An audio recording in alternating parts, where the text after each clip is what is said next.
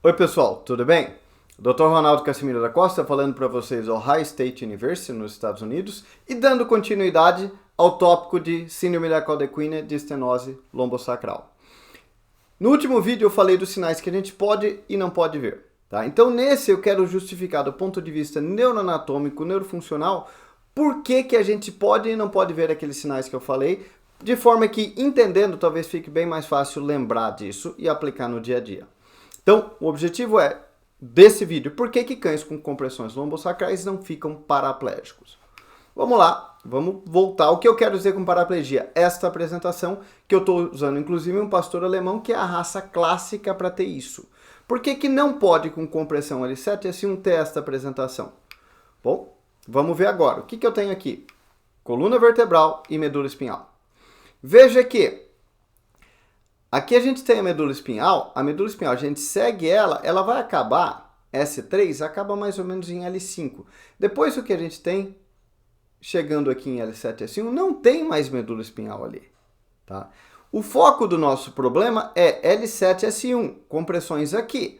Com uma compressão aqui, não tem medula espinhal. Então, primeira coisa, compressão na região lombosacral, não tem, esse paciente nunca mais vai voltar a andar porque afetou a medula espinhal. Isso não existe, não tem compressão na região lombosacral. Vertebral, L7, S1. Tá? Então a gente tem compressão do quê? Raízes nervosas e nervos espinhais ali. Entrando nisso um pouco mais a fundo. L4 a S3 medular está dentro do corpo vertebral, L4, L5, aqui um aspecto dorsal, como eu estou mostrando para vocês, que a gente vê a mesma coisa aqui, L4, L5, basicamente contendo todo L4, S3 medular. Então é importante entender, gente, quando a gente está falando em L4, S3, deixar claro, se a gente está falando em medula espinhal, que geralmente quando isso se aplica, diferenciando isso de coluna vertebral. Tá? L4, S3 medular está dentro das vértebras L4 e L5.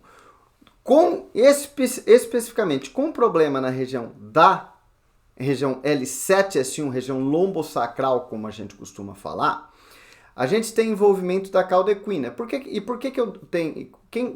existe esse termo caldequina? Porque veja que as raízes estão se direcionando todas caudalmente com uma imagem similar a uma caldequina. Agora, com uma compressão entre L7 e S1, quais destas raízes formando a caldequina que vão estar afetadas?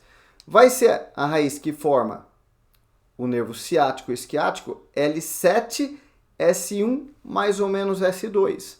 Não vai ter envolvimento das raízes mais craniais. Então, o que a gente tem que entender, gente, que o problema nesta região aqui, a gente tem uma disfunção do nervo ciático, principalmente, sem envolvimento do nervo femoral. Então, não tem compressão L7 e S1, não tem mais medula espinhal. Então, essa é uma razão muito importante para que não tenha problema de... Não tenha paraplegia, não tenha paralisia completa. Isso não tem como.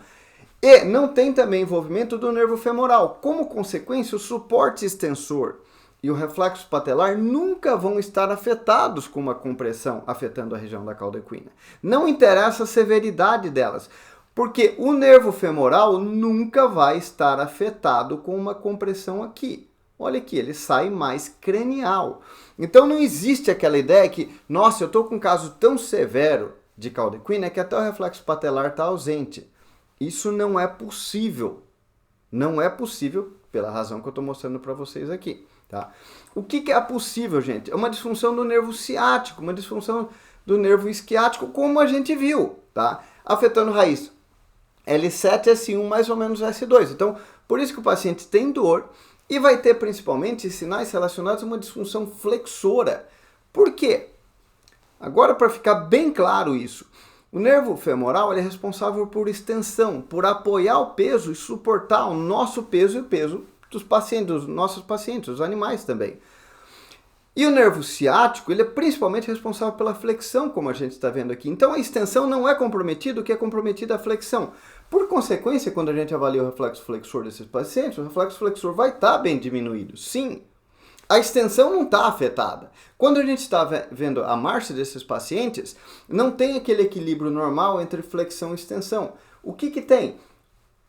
que a gente vai ver uma extensão prevalecendo e uma flexão diminuída. Por isso é que eles parecem, muitas vezes, que tem um andar um pouco mais rígido. Muitos deles a marcha é normal, viu? Mas se é para ter alguma coisa, a gente vai ver uma fraqueza flexora e um predomínio extensor, tá?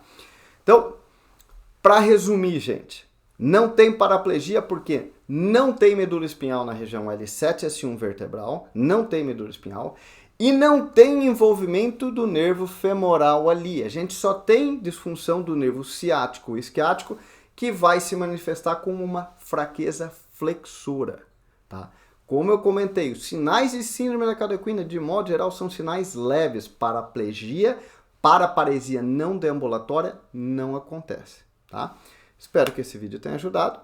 Um grande abraço e eu vejo vocês no próximo videozinho. Tchau, tchau.